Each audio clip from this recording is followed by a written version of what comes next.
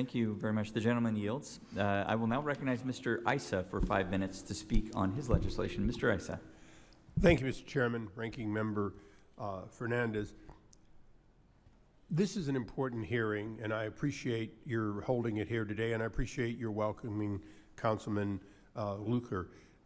The Pechanga tribe of Native Americans are one of 21 tribes or bands in my district, but they stand out because for more than 25 years they have reinvested the revenues from their other income into acquiring tribal land with significant ancestral linkage.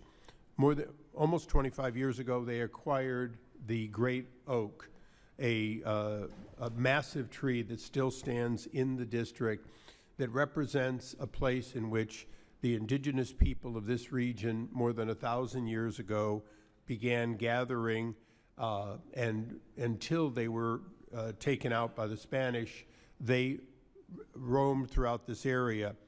Since the reacquisition of that land and an additional more than 2,000 acres of BLM land, the federal government has gotten a windfall. They have areas that are now well maintained at the expense of the tribe, and the community has taken full advantage of an enhanced capability. At the same time, the tribe has continued to do their research and evaluation into these tribal lands, finding additional linkage for both this band and others.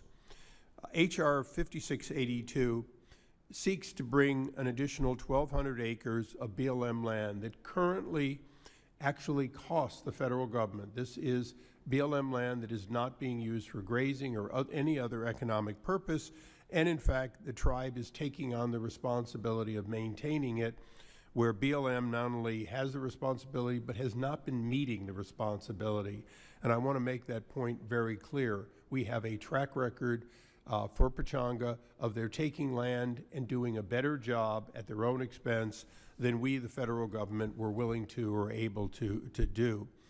This mountain, though, as it is being put back together in tribal land, does have centuries of history for the tribe, much of which has been documented. But as a result of this going back into trust, more will be documented.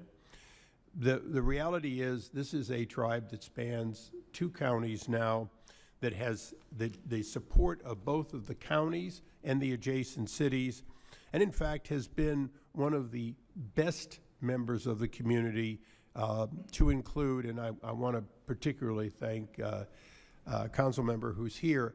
At their own expense, they built one of the finest fire departments anywhere in the area. And for this additional land, in addition to their existing tribal land, they represent a first responder not only on tribal land, but in all the adjacent communities. In Fallbrook and other areas, we desperately depend on what the tribe has been willing to and able to do at their own expense. So in past, we've had a pretty straightforward transfer. I expect that we will probably have the same in the Senate.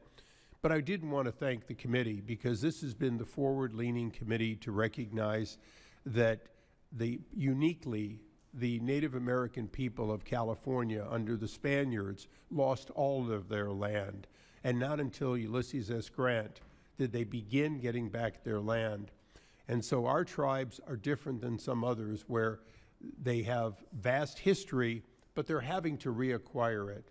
And this is particularly true of Pechanga and Agua and other regional tribes in Southern California. So I want to thank you for your holding the hearing, so that hopefully we can move this bill in this Congress and return this land to a better keeper for it. And with that, I yield back.